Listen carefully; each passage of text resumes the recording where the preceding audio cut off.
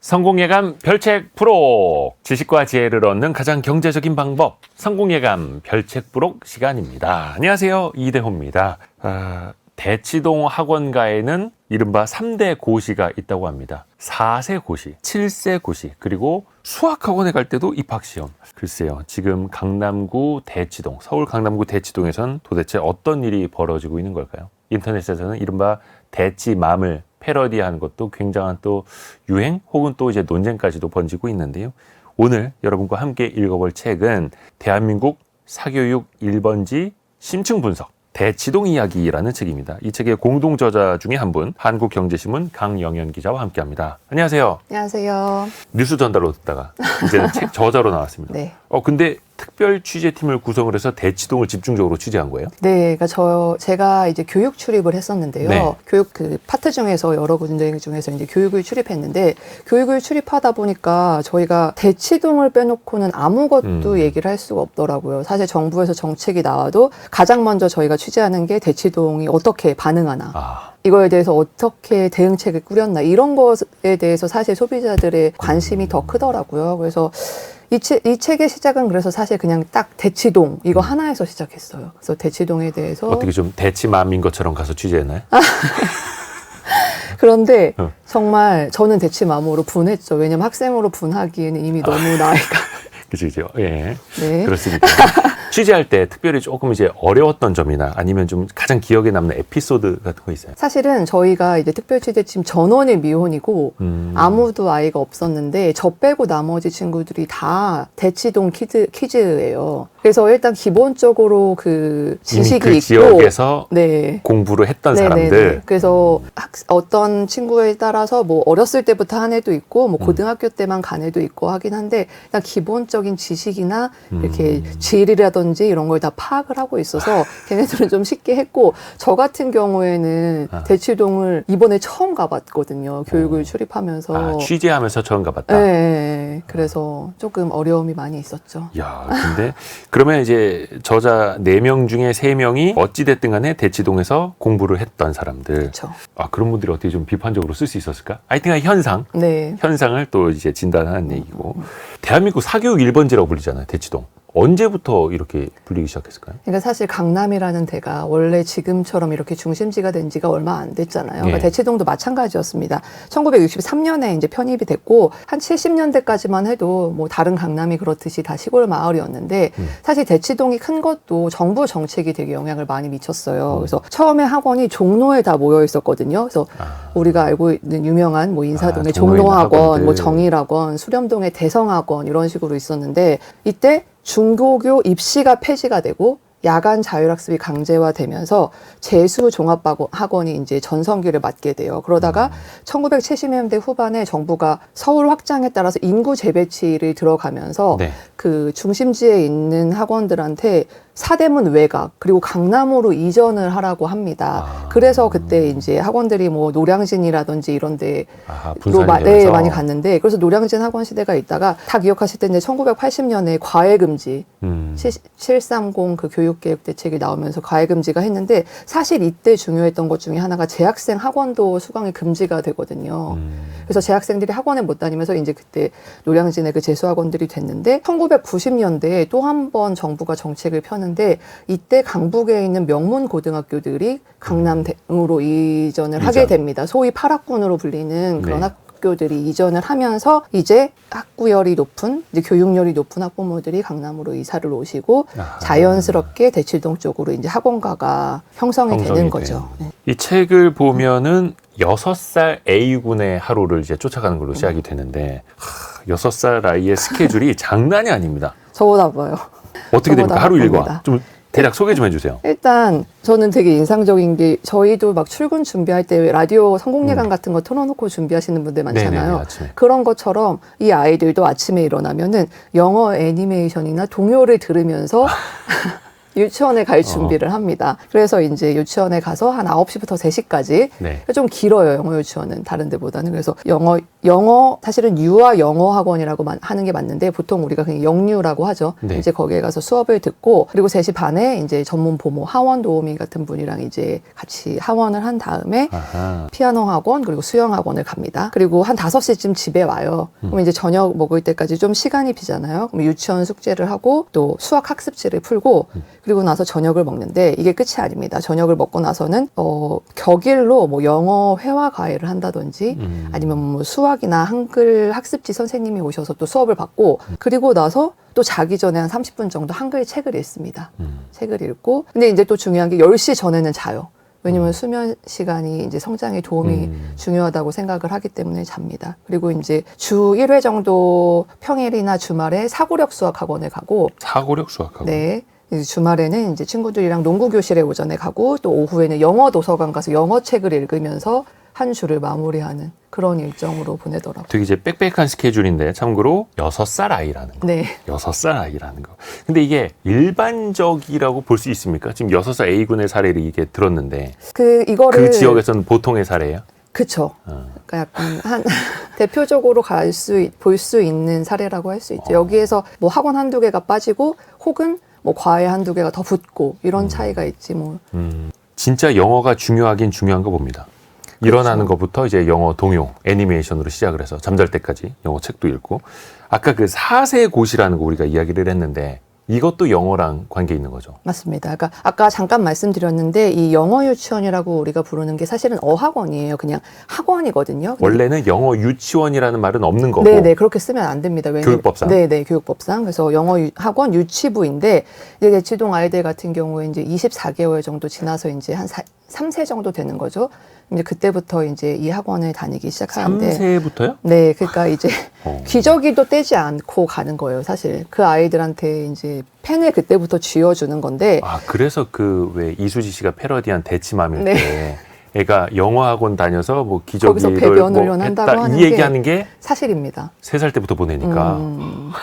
그래서 3살에 가는 게 유명한 학원이 있어요. 그래서 A 유치원인데 여기가 이제 10월경에 원생을 모집하거든요. 이런 데가 또 모집하는 시기가 다 있습니다. 10월에. 그래서 그러면 이제 신청일이 딱 되면은 바로 접수를 해야 돼요. 기존에 안내됐던 링크에 들어가서 바로 접수를 하면 선착순 등록에 따라서 될 수도 있고 안 될 수도 있거든요. 그 임영웅 씨 콘서트 티켓 사는 것처럼. 맞아요. 그렇게 해야 되는데 그렇게 한 다음에 그게 끝이 아니라 됐다는 문자가 오자마자 바로 입금해야 됩니다. 입학금 바로 입금 안 하면은 바로 다음 차례로 넘어가기 때문에 바로 입금을 해야 돼요. 그래서 근데 이렇게 어렵게 들어간 곳이지만 사실 4세가 되면은 모두 다 그만두는데 왜 그만두냐? 방금 말씀하신 그 4세 고시. 이 4세 고시라고 불리는 게 한 G라는 유치원이 있는데 여기에 들어가기 위해 치르는 레벨 테스트를 이제 저희가 4세 고시라고 부르는 거거든요. 아니 그러면 3살 때 들어가는 영어 학원 유치부가 따로 있고 그걸 또 이제 고시라는 걸 보고 4살 때 다른 학원으로 가는 거예요? 네, 그렇죠. 그 3살 때 영어 유치원에 거길 가는 이유가 4살 학원을 가기 위해서 약간 준비를 하기 위해서 가는 거예요. 그래서 여기서 여기가 유명한 이유도 이 4세 고시 통과율이 높기 때문입니다. 요게 이제 23살, 24살 아니고 네네네. 3살 정말 때, 4세. 4살 때 어떻게 보면 이제 브릿지로 이용을 하는 또 다른 어학원이 있다. 다른 세상이군요. 네네, 그쵸. 근데 그게 그러면 이제 그 학원을 가기 위해서 4세 고시라는 걸 보는데 진짜 고시라고 불릴 정도로 어려운 거예요? 아이들이 이걸 할 수 있을까라는 생각이 드는 시험이긴 한 것 같아요. 왜냐면 그러니까 3살, 4살 때 뭘 알고 무슨 시험을 3살에 보겠어요? 24개월에 사실 한국말도 잘 못할 수도 있잖아요. 그러니까 뭐 4살 때는 좀 하지만 시저 할 때인데 예. 기본적으로 자기소개라든지 뭐 지금 오늘 날씨가 어떻다, 뭐 오늘 날짜가 뭐 월 며칠이다, 뭐 이 정도의 뭐 아니면 또 뭐 도형이라든지 이런 거 정도는 영어로 말을 할 수 있어야 되고 또 이렇게 알파벳으로 숫자 뭐 이런 거 간단한 단어 이런 것도 영어로 쓸 수 있어야 되고 이래야 된다고 합니다. 보통 우리가 이제 3살 정도 어린이는 이제 어린이집에서 누구랑 싸우고 왔을 때 혹은 맞고 왔을 때 엄마 아빠한테 이야기할 수 있을 정도의 의사소통이 되면 된다라고 이야기하는데 그게 아니라 네네. 이제 영어로 어느 정도 의사 표현을 할 수 있을 정도가 돼야 4세 고시를 통과할 수 있다. 네. 4세 고시 다음에 7세 고시는 뭡니까? 이것도 영어인데요. 그러니까 초등학교 입학을 어쨌든 유치원 졸업반 친구들이 이제 보통 만 5세에서 6세 정도에 이제 초등학교에 간 이후에 좋은 영어 학원에 들어가기 위해서 준비하는 건데 이게 또 이 유명 영어 학원에 들어가기 위한 레벨 테스트이고 7세고시라고 하는데요. 아까 그 3세 유치원이 사실은 4세를 대비하는 거라고 했잖아요. 그런 게 많습니다. 그래서 이 7세고시를 준비하기 위해서 따로 학원까지 다녀요. 그러니까 이 학원에 들어가기 위한 레벨 테스트를 보기 위한 다른 학원이 있습니다. 잠시만요. 4세 고시를 통과하고 아까 그 무슨 학원을 다니고 네네. 있었는데 그 학원에서 7세 고시를 준비하는 게 아니라 네네네. 7세 고시를 준비하는 또 다른 학원을 다닌다는 그렇죠. 거예요? 거기를 다니거나 아니면은 그 과외를 받거나. 7세 고시가 그렇게 중요한 겁니까? 이걸 통과해야만 그 또 유명한 영어 학원에 들어갈 수 있습니까? 네, 그렇죠. 요거는 이제 초등반으로. 네네, 그렇죠. 근데 아까도 이야기를 했습니다만 사실 4살짜리 어린이도 그렇고 7살짜리 어린이도 그렇고 뭔가 이런 특별한 시험? 특히 이제 어려운 시험? 뭔가 레벨 테스트라는 걸 만들어 놓은 이유는 뭐예요? 뭔가 여기서 걸러야 된다는 거예요? 이게 그 대치동 학원의 가장 큰 특징 중에 하나인데 레벨 테스트가 어려울수록 장사가 잘 됩니다. 이유는 간단한데요. 레벨 테스트가 어려우면은 결국 실력이 뛰어난 학생들을 선점할 수가 있거든요. 예. 그렇게 되면은 걔네들의 이제 좋은 인풋이 들어오니까 아웃풋도 좋을 수밖에 없잖아요. 아. 그러니까 그 아웃풋을 가지고 또 광고를 할 수가 있는 거예요. 예를 들어서 이제 축구왕 슛돌이를 뽑을 때도 진짜 축구 잘하는 애들만 뽑으면 좋은 팀이 되는 것처럼 영어 학원도 마찬가지인 거예요? 그렇죠. 그러면 이 중에 아이들이 나중에 초등학교 때 우리 영유 출신, 그쵸. 우리 어학원 출신 그렇게도 되고 뭐 그 학원 출신인데 더 좋은 학원을 들어갔다든지 이런 것도 하나의 그 광고 포인트가 되죠. 일종의 산업이네요. 네, 그렇죠. 근데 정확히는 영어 유치원이 아니라 영어 학원 유치부. 네 맞습니다. 또 그 개그우먼 이수지 씨가 패러디 했을 때 또 많이 이제 눈에 띄었던 장면 중에 하나가 라이딩이라고 하는 자동차를 이용해서 아이를 학원에 데려다주고 또 끝날 때까지 기다려주는 그 장면이었잖아요. 라이딩이란 그러면 대치동에서는 어떤 의미입니까? 그러니까 사실 라이딩이라는 게 뭐 미국에서도 많이 있잖아요. 엄마 아빠가 이제 위험하니까 학교까지 데려다주고. 근데 뭐. 거기는 학교 가는데 차로 뭐 최소한 막 2, 30분 걸리니까 머니까 한데. 그렇죠. 근데 여기는 시간을 그냥 한국에서 이제 그게 학원으로 확대된 건데 가장 중요한 건 시간을 아끼는 것 같아요.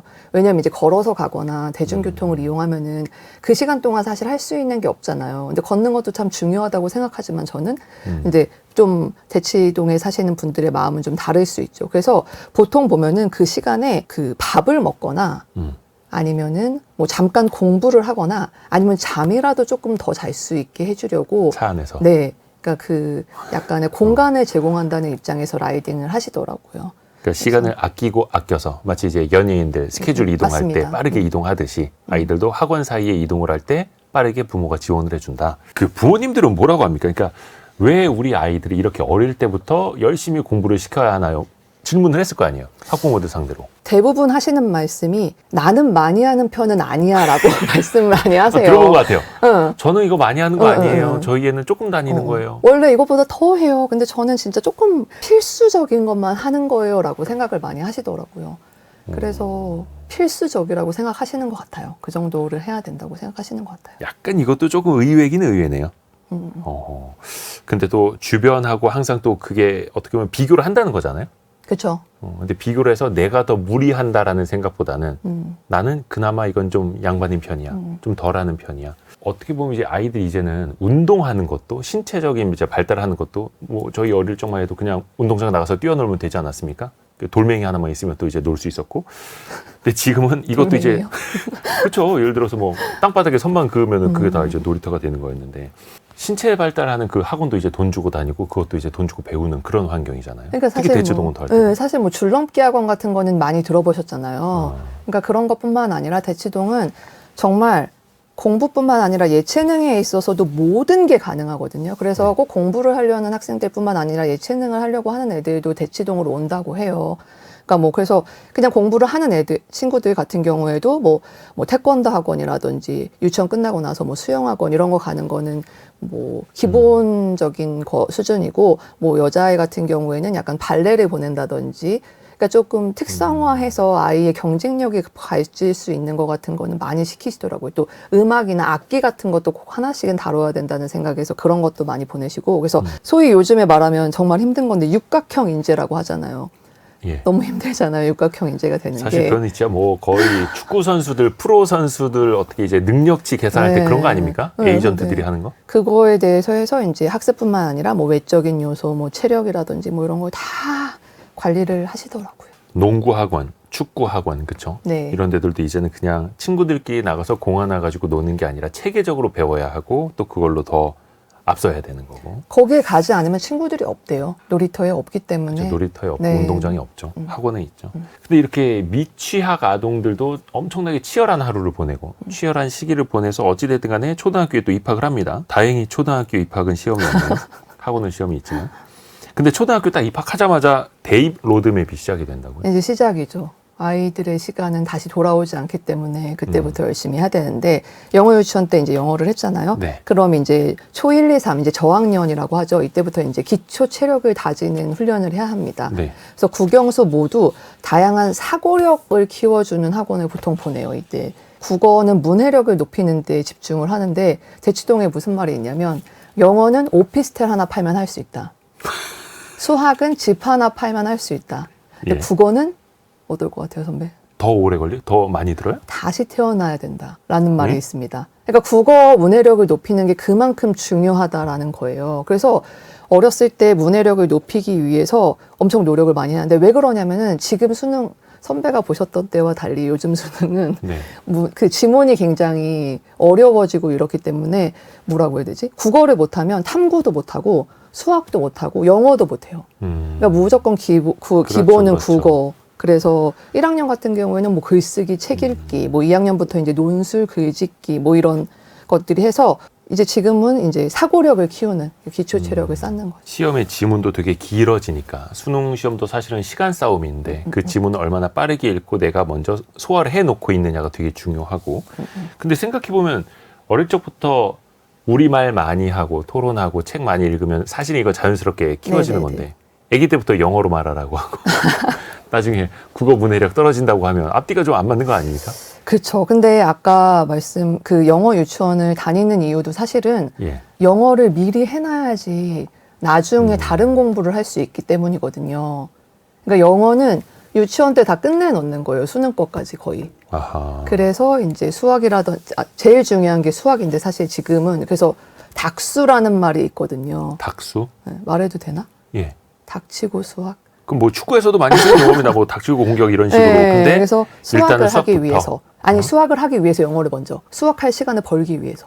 아니 물론 이게 이제 국영수 과학 다 이제 종합적으로 우리가 배워나가는 여러 이제 축 중에 하나인데 영어를 그러니까 수학을 잘하기 위해서 영어를 배운다.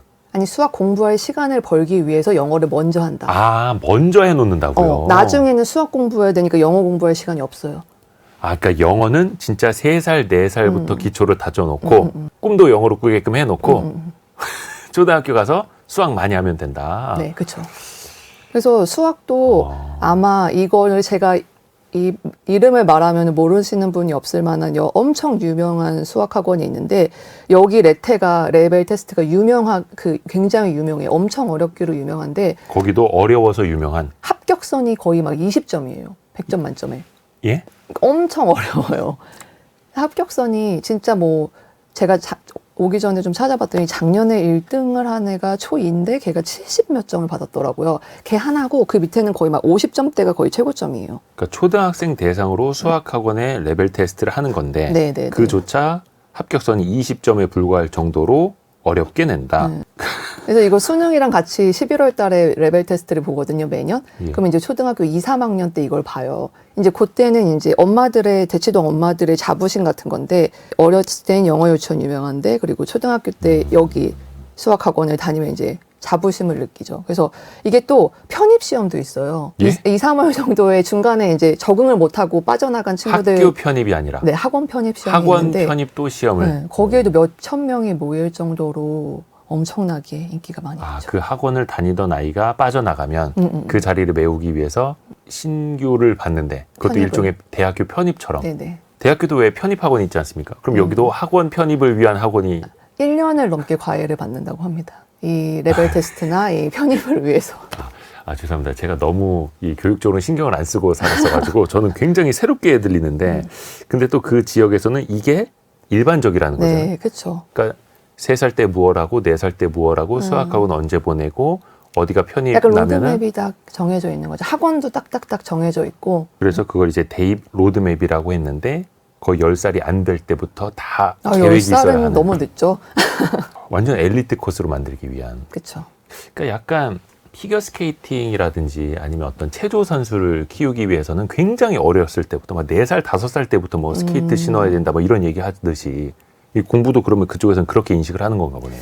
그렇죠. 그래서 사실 이게 전반적인 대치동뿐만이 아니라 현상인 게 요즘에 어린이집 많이 안 가고 유치원 많이 보내는 거 아세요? 만 3세부터 사실 유치원이랑 어린이집 선택할 수 있는데 유치원이랑 어린이집의 차이가 뭔지 아십니까, 선배?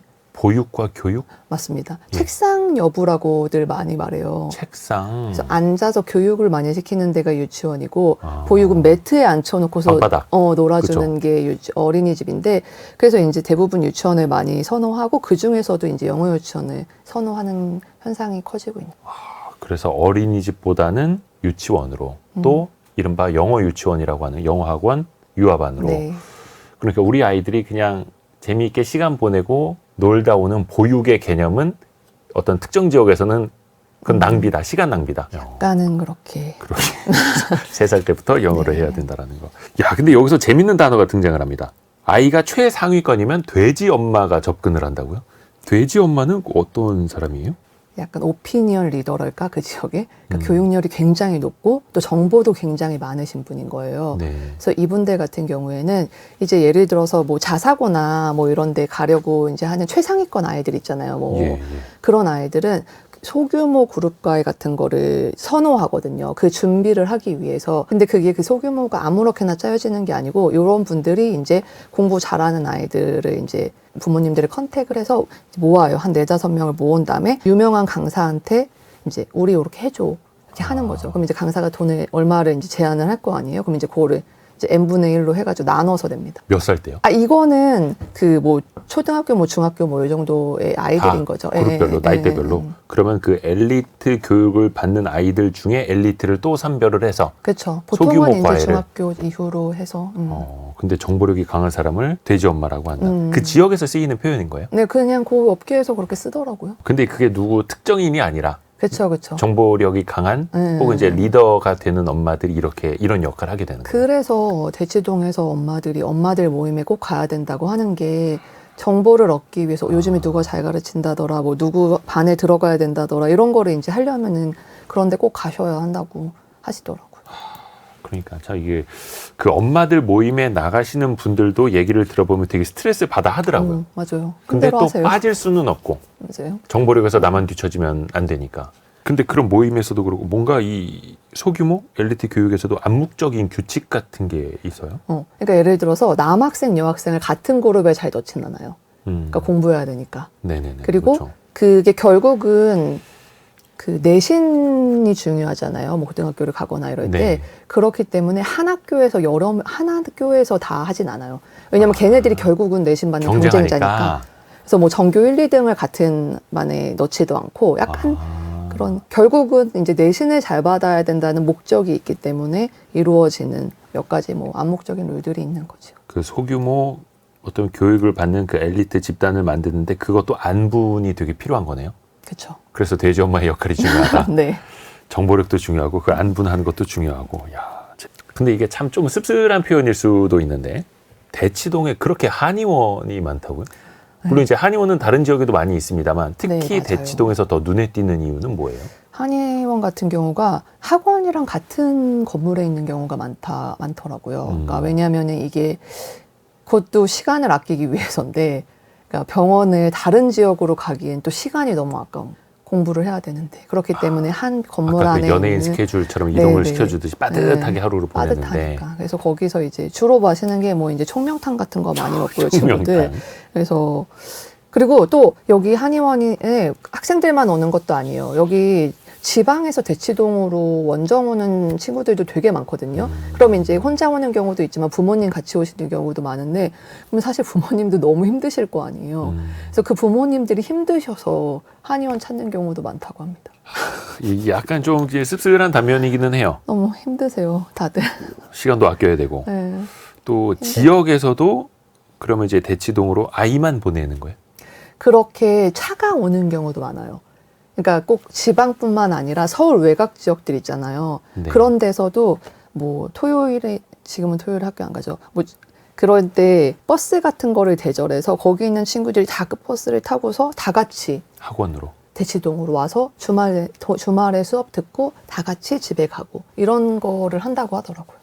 대치동에 있는 특정 학원을 가기 위해서 지역에서 뭐 버스를 동원해서 특히 주말에만 가거나 평일에만 가거나 이런 식으로 조금 이제 그 씁쓸한 표현 중에 하나가 이제 대전동이라는 표현이 있지 않습니까? 아이의 교육을 하기 위해선 대치동 전세라도 가야 된다. 그래서 맞아요. 대치동 전세로 가시는 거 이제 대전동 간다라고 어떤 분들은 표현을 또 하시더라고요. 근데 참 이것도 되게 씁쓸한 표현이에요. 맞아요. 맞습니다. 지역에 있어서도 내 아이를 위해서는 그렇게 또 가야 된다라는. 부동산 이야기 나와서 그런데 공인중개사 분이 교육 컨설턴트 역할까지 한다고요? 저희가 이제 부동산 쪽 이야기도 다루었거든요, 책에서. 근데 네. 부동산에서 이제 그래서 취재를 하다 보니까 고객들이 원하는 매물을 소개해 주려면 학군이라든지 이런 학원 정보에 엄청 빠삭해야 되는데, 예를 들어서 대치동에 와서 부동산을 상담하시는 분들이 이런 식으로 하세요. 그러니까 지금 애가 5학년이에요. 아들이거나 뭐 딸이에요. 예. 성별도 중요해요. 왜냐면 학군이 달라지기 때문에. 예. 그리고 우리 예산이 얼마고 전세를 들어갈 거예요. 이렇게 하면은 어디가 좋을까요? 어느 아파트가 좋을까요? 맞춤형으로. 네, 어디가 가능할까요? 이런 식으로 질문을 하시기 때문에 그러니까 일반적으로 중개사분들은 뭐 매물 컨디션이라든지 뭐 인프라라든지 뭐 주변 환경이라든지 뭐 교통이라든지 이런 거를 좀 설명을 해주셔야 되는데, 여기서는 이 단지에 들어가면은 어디 초등학교를 거쳐서 중학교를 갔다 고등학교를 간다. 학원은 이쪽이 더 가깝다. 뭐 이런 것까지 다 해주셔야 한다고. 대치동 지역에서 공인중개사 하시려면은 그 부동산 어떤 분석 이것도 중요하겠습니다만 교육에 대해서 정말 빠삭하게 하셔야겠네요. 그러니까 직장 교통 수요보다는 학교와 학원에 대해서 훨씬 더 잘 알아야 된다. 그러니까 사실상 그 지역에 오시는 분들 목적이 다 그거니까. 네, 99%뭐 전세 월세 90% 이상은 다 사실은 교육 때문에 오시는 거니까요. 공인중개사 분들한테 어떤 뭐 교육에 대해서 이제 어떻게 가르쳐야 하나 이런 거 물어보러 대치동 가도 되겠네요. 아마 잘 대답해 주실 겁니다. 다른 지역 계신 분들과는 이제 확실히 또 달라야 하고, 또 이분들 입장에서도 어찌됐든 간에 중개 영업을 해야 되니까 이게 또 필수 수단인 거잖아요. 근데 좀 인상적이었던 게 한 중개사분께서, 근데 본인은 이제 그렇게 막 와서 상담을 할 때 애한테는 물어봤냐고 꼭 물어보신대요.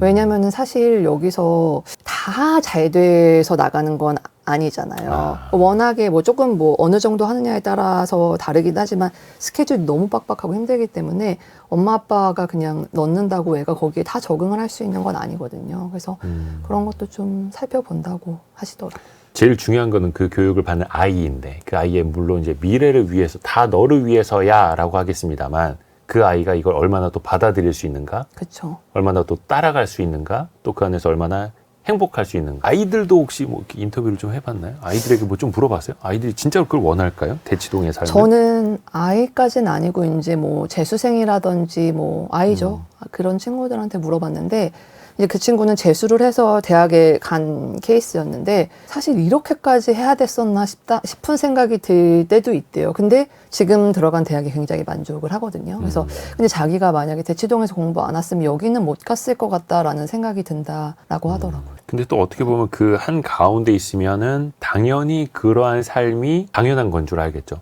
모든 세상 아이들이 다 이렇게 살아가는 줄 알겠죠. 특히 그쵸. 뭐 유치원생, 뭐 초등학교 저학년생이면 그들이 겪어본 게 결국은 그게 이제 세상으로 비춰질 거 아니에요. 그렇죠. 주변도 다 그럴 거고. 이게 또 중요하게 경제적으로도 좀 따져봐야 되는데, 유아 전문 영어 학원에 거의 5년을 보내는 거죠. 시작하기 전에. 3살 때부터 3, 4, 5, 하면은 7. 네, 그렇죠. 그리고 초중고 12년이 있고, 그렇죠.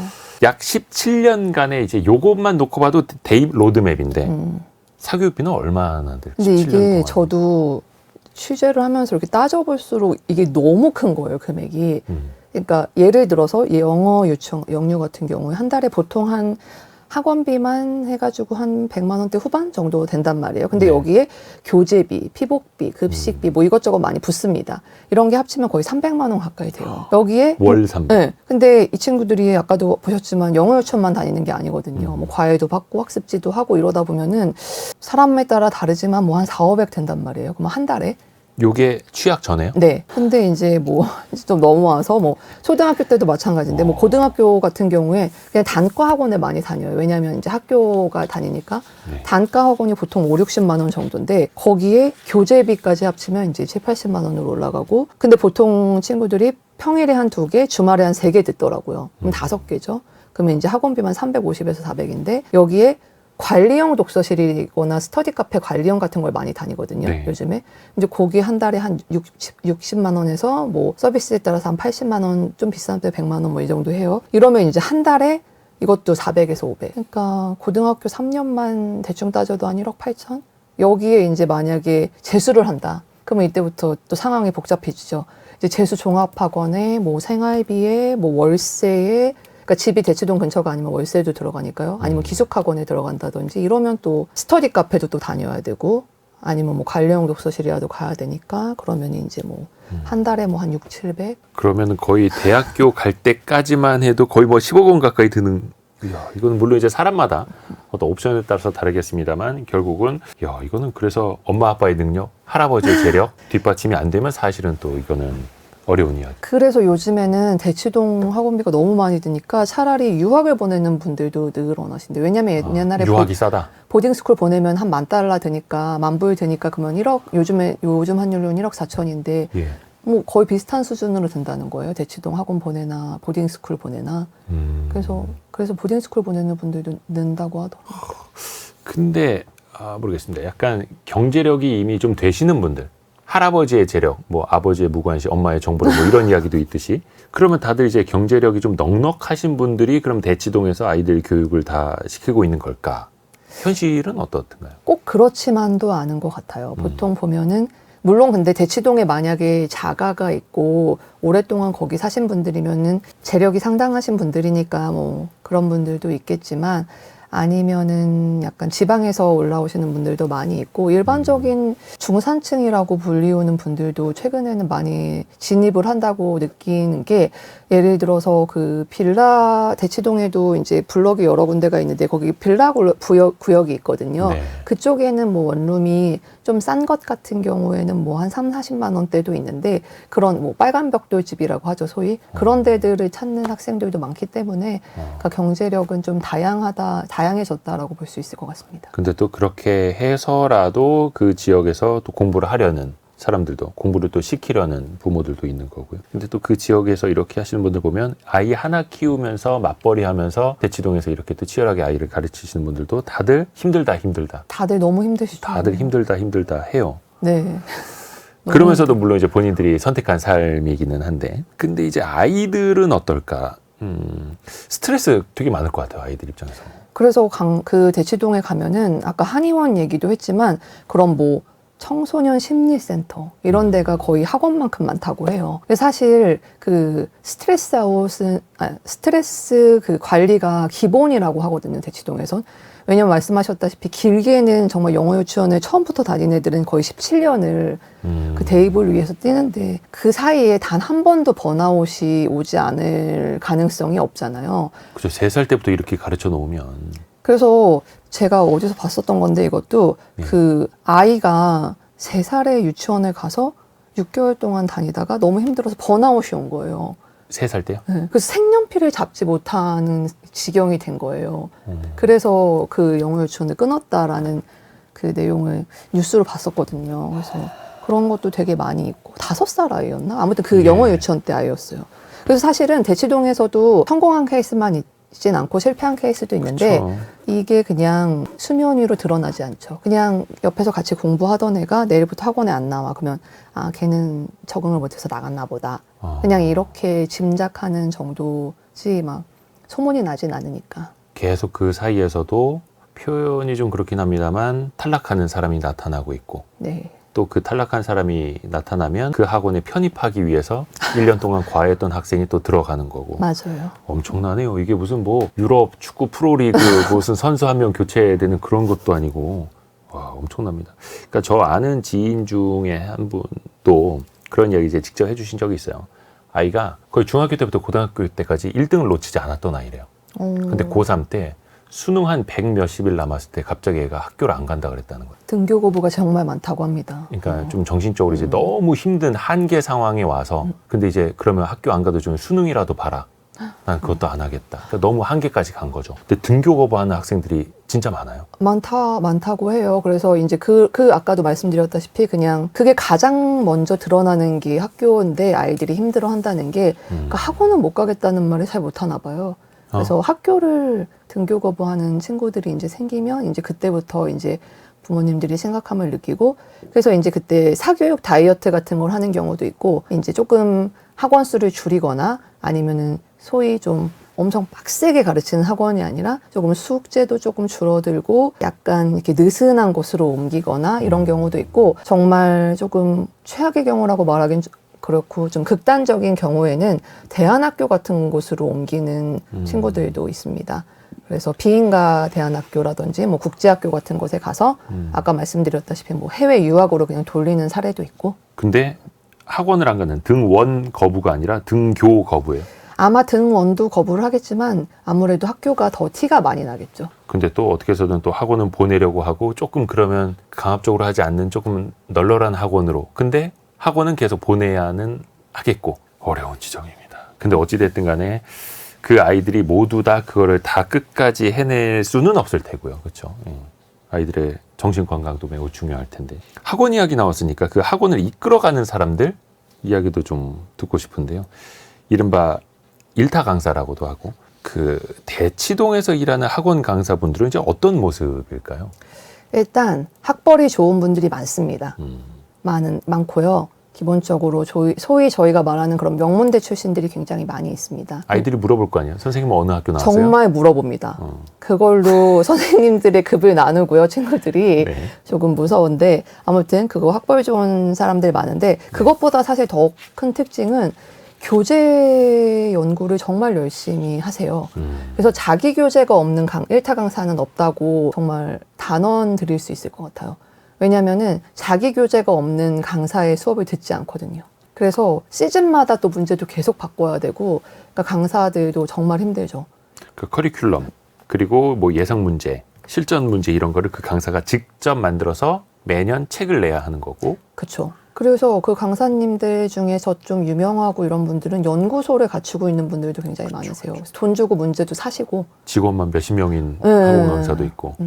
근데 또 그 책만 하더라도 1년에 뭐 수십억씩 팔린다고 하고 막. 사실은 그 학원비는 정해진 게 있거든요. 시간당 얼마 해가지고. 그래서 그거를 학원마다 문 앞에다가 붙여놔야 돼요. 우리가 얼마 이건지 정해져요. 그 학원비는 그 법적으로. 근데 교재비는 그게 없거든요. 그래서 교재를 좀 물론 굉장히 열심히 만드시고 좋은 문제도 많지만 다 풀 수 없을 만큼 너무 많은 교재를 사야 한다고 이런 불만도 많이 있습니다. 수험생들 사이에서. 그래서 그냥 교재 버리는 게 나중에 시험 끝나고 일이라고 근데 안 사면 불안하잖아요. 여기서 시험 문제가 나올 것 같고. 어떻게 보면 이제 학원과 그 강사들은 그 교재비로 버는 거죠. 그게 주요 매출원이고. 상당 부분이. 혹시 얼마나 합니까? 학원비나 교재에는? 학원비는 아까 말씀드렸다시피 고등학교 단과 같은 경우에는 그 한 달에 32시간인가? 정확한 그 정도 기준으로 했을 때 한 5, 60만 원 정도 하고요. 교재비는 정말 천차만별이에요. 그래서 조금 보통 일반적으로 근데 교재비도 한 1, 20만 원은 추가로 부담을 해야 되니까 사실 꽤 큰 편이죠. 학원비 대비해서. 근데 그 학원비 자체는 다른 지역과 뭐 1, 20만 원, 2, 30만 원 차이일 수는 있겠지만 결국은 교재비와 또 이거를 몇 개를 듣느냐, 몇 군데를 돌리느냐, 교재를 또 얼마큼 사느냐, 여기서 따라서 이제 비용이 쭉 올라가는 거네요. 사실 그 인강들 많이 들으시잖아요. 인터넷 강의. 근데 인터넷 강의도 뭐 1년에 뭐 얼마 해가지고 되게 싸게 하잖아요. 근데 그 수험생 얘기를 들어보니까 그 강의를 하나 들을 때마다 교재를 사야 된대요. 또? 그러니까 여러 개 강의를 다 들을 수는 있는데 교재를 사야 해서 그렇게 싸지만은 않다라는 얘기도 하더라고요. 그러니까 비슷한 것 같아요. 또 교재를 사야 되고. 네. 혹시 대치동 아이들 중에 EBS 교육방송 보는 학생들은 없습니까? 아마 다 볼걸요? 보긴 봐요? 왜냐면 EBS 연계 문제가 많이 나오니까 아. 그냥 그건 기본. 그러니까 그걸로만은 안 되고 네. 거기서 플러스 또 다른 학원, 네네. 플러스 다른 교재. 대치동 강사들이 이른바 명품이라고 하는 고가품을 많이 입는다고요. 그러니까 아마 강사들이 자기 어디 소셜 네트워크 서비스 네. 이런 데다가도 많이 올리고 이런 게 있잖아요. 근데 제가 강사분 한번 인터뷰를 했는데 그분이 그러시더라고요. 왜냐면 아이들이 그걸로 자기들을 평가한대요. 그러니까 예를 들어서 대치동 아이들은 학원 몇 명이 듣는지 보잖아요. 그러면 한 사람당 강사한테 얼마가 돌아가는지를 알아요.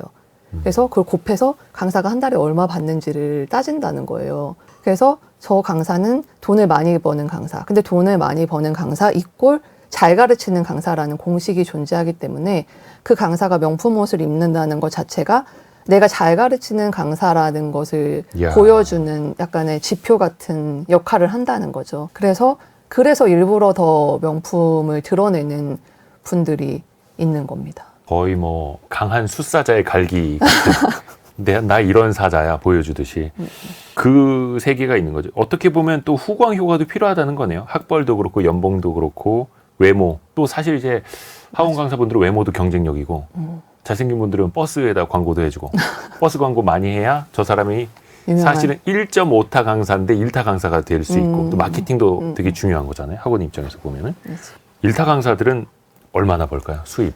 뉴스에도 나오긴 하던데.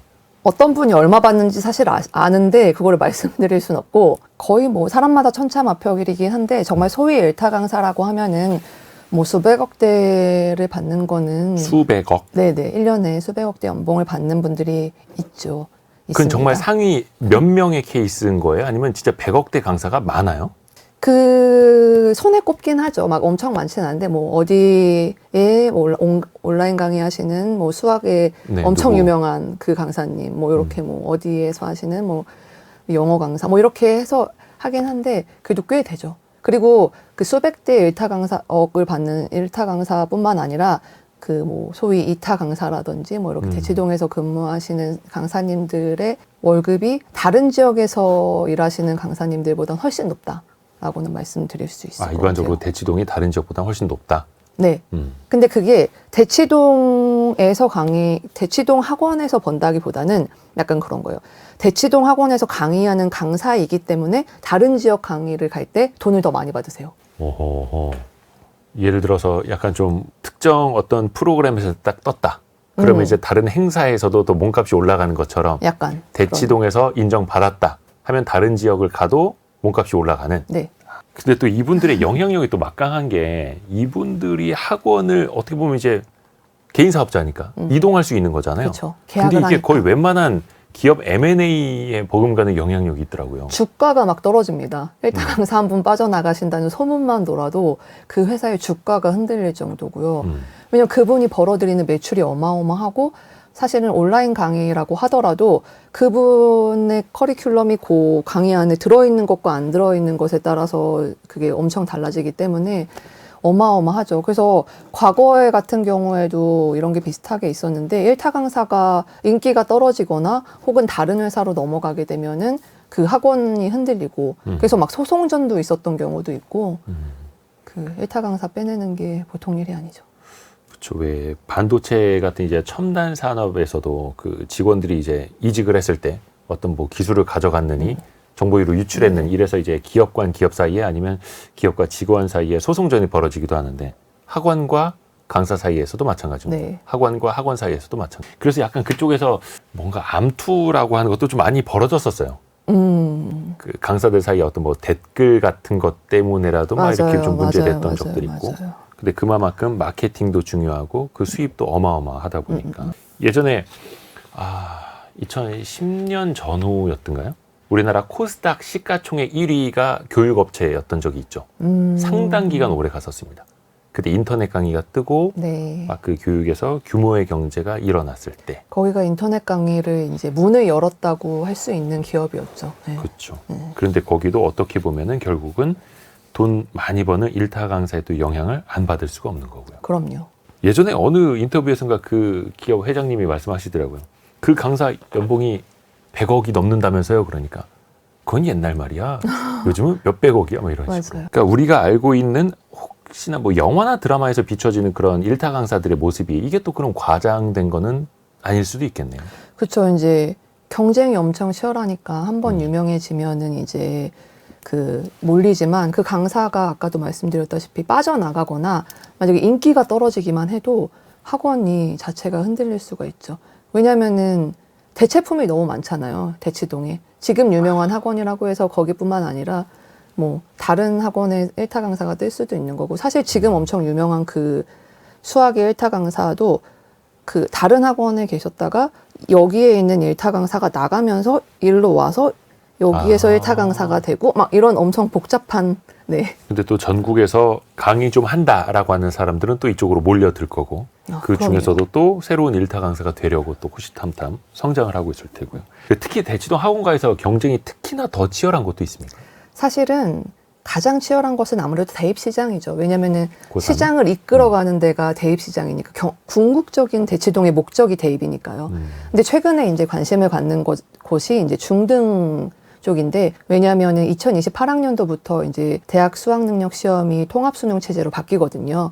그래서 작년 기준으로 중3, 그러니까 올해 기준으로 고1부터 그 영향권에 들어가는데 그렇기 때문에 이제 그게 작년에 발표가 되었거든요. 그래서 그때 이제 중등 시장에서 그거에 대비하기 위해서 좀 경쟁이 치열해졌죠. 그래서 지금 고1 작년 중3부터 이제 지금 이제 고교학점제도 시작됐고 대입이 그 입시 상황이 많이 바뀌었거든요. 그래서 일단 정부 정책이 하나 바뀌면은 거기에 따라서 변화가 엄청 많기 때문에 사정권에 들어가는 학원들이 엄청 바빠집니다. 어떻게 보면 그 학원가 입장에서는 교육제도, 입시제도가 바뀌는 게 더 좋은 거네요. 왜냐면은 학부모들이 그간의 많은 경험에 따라서 정부 말보다는 학원 말을 믿어요. 그래서 일단 그런 게 바뀌면 학원을 찾죠. 그래서 예를 들어서 23년이죠 벌써 재작년에 그 사교육 그 카르텔을 척결하고 했다고 하면서 필러문항 네, 배제 없어요. 이런 거에 대한 얘기가 나왔을 때 그때도 제일 먼저 반응을 한 게 대치동이었습니다. 이제 킬러 문항이 없어진다고 하니까 준 킬러 문항 대비 막 이런 게 나오고 의대 증원한다고 작년에 발표하니까 보면 이제 의대반. 의대반 거기에 직장에 있는 의대반 직장인 의대반. 그런 거가 이제 바로바로 나오는 거죠. 이길 수가 없죠. 사실은. 중3이 없다. 대치동에는 중3이 없다는 건 어떤 얘기예요? 그러니까 말씀드렸다시피 저희 대치동에 있는 친구들과 학부모님들의 목표는 고등학교 좋은 데 가는 게 아니잖아요. 고등학교 좋은 데 가는 이유도 사실은 대입을 위해서죠. 그러니까 대입 아웃풋이 좋은 고등학교에 가려고 하는 거거든요. 그렇기 때문에 대치동에서는 전략적으로 중등이란 말을 잘 안 씁니다. 중3이라고 하지 않고 예비 고1이라고 해요. 중3이 아니라 예비 고1. 예비 고1이라고 해야지 뭔가 학부모도 그렇고 학생도 그렇고 더 다급해지죠. 마음이.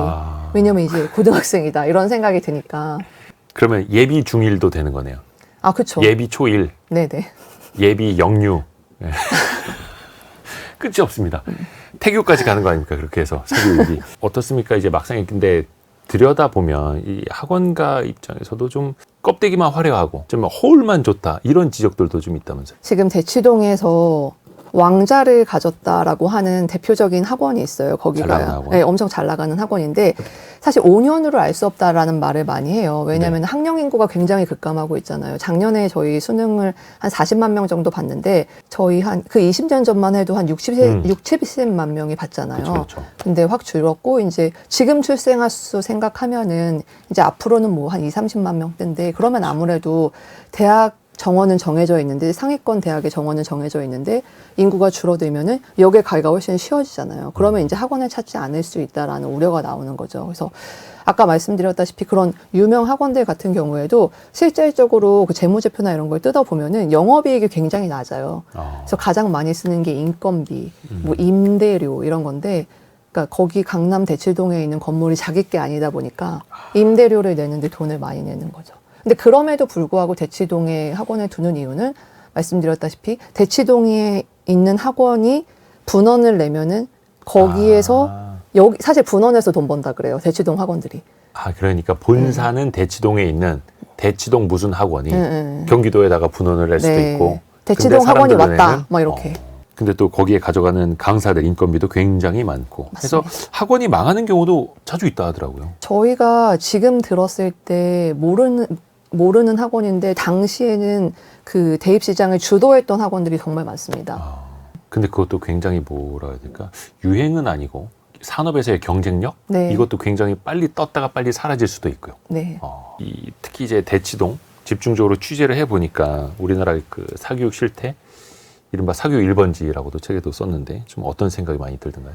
저는 그 대치동 학원 강사 인터뷰했던 게 조금 인상적이었는데 그분한테 제가 물어봤어요. 아직 미혼이셨는데 아기 낳으면 대치동 보낼 거냐고.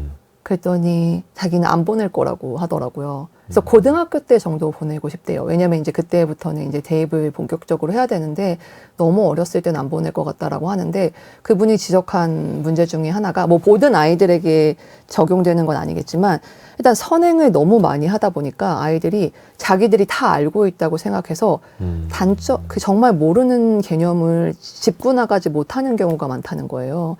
그래서 늘 높은 반만 들으려고 한대요. 그러니까 나는 사실 이 부분을 모르기 때문에 낮은 반을 들어야 되는데 그래서 정확하게 자기 파악을 못하는 경우도 있고 그렇기 때문에 이제 좀 문제풀이가 필요한 뭐 고등학교 때라든지 이런 때는 좀 보내겠지만 어렸을 때는 보내고 싶지 않다라는 말을 하더라고요. 근데 또 선행을 하는 아이들끼리 모여 있으면 또 그게 일반적인 걸로 알고 대치동 이야기 이 책을 같이 읽고 있는데요. 이 책을 관통하는 핵심 구절 강영현 기자에게 직접 낭독을 좀 부탁드리겠습니다. 대치동을 없앤다면 우리나라 사교육이 사라질까? 이들과 공존하려면 어떻게 해야 할까? 모든 질문에 답을 찾을 수 없더라도 가까워지려는 발걸음은 필요합니다. 어떤 의미로 이 구절을 선택하신 거예요? 사실은 제가 뭐 대치동을 긍정적으로만 바라볼 수 없다라는 점은 명확한 것 같아요. 근데 그렇다고 말씀드렸다시피 대치동을 없앤다고 우리나라 사교육이 없어질까요? 그건 아니죠. 네, 그래서 좀 더 제대로 알아야지 고칠 수 있을 것이라고 생각을 했거든요. 그래서 대한민국의 이제 교육의 변화, 뭐 발전을 위해서 이 대치동을 제대로 알아야 된다. 그래서 이게 꼭 대치동에 가려는 뭐 학부모나 뭐 학생들뿐만 아니라 뭐 정책 결정자들이라든지 이런 분들도 대치동의 현실에 대해서 정확히 알았으면 좋겠다라는 생각에서 꼽아봤습니다. 대치동에서 공부를 했었던 나머지 3명의 공동 저자는 집필 다 마치고 난 다음에 뭐라고 이야기하던가요? 그 친구들은 이제 좀 객관적인 측면에서 대치동을 바라볼 수 있는 계기가 됐다라는 생각은 하더라고요. 아까 말씀하셨다시피 사실 그 안에 있으면 그게 너무 당연하기 때문에 괴이한 것도 괴이함을 발견하지 못하는 경우도 많이 있잖아요. 그래서 이게 남들이 봤을 땐 이렇게 비칠 수도 있겠구나라는 생각을 좀 제3자의 관점에서. 그렇죠. 저도 몰랐던 거 정말 많이 들었습니다. 놀라기도 했고요. 특히 요즘에 그 인터넷에서 그 대치맘 패러디 때문에 많이 또 화제가 되고 있는 상황에서 그냥 우리가 웃고 넘길 게 아니라 그 현상은 어떠한지 그것이 어떤 의미를 갖는지 또 우리에게는 어떤 생각할 거리가 있는지 같이 또 짚어보는 좋은 시간이었습니다. 대치동 이야기의 공동저자 한국경제신문 강영현 기자였습니다. 고맙습니다. 감사합니다. 별의별 이야기를 책을 통해서 나누는 별책부록 마칠 시간이고요. 월요일 아침 9시 5분에 다시 찾아뵙겠습니다. 성공예감은 오늘도 여러분을 응원합니다.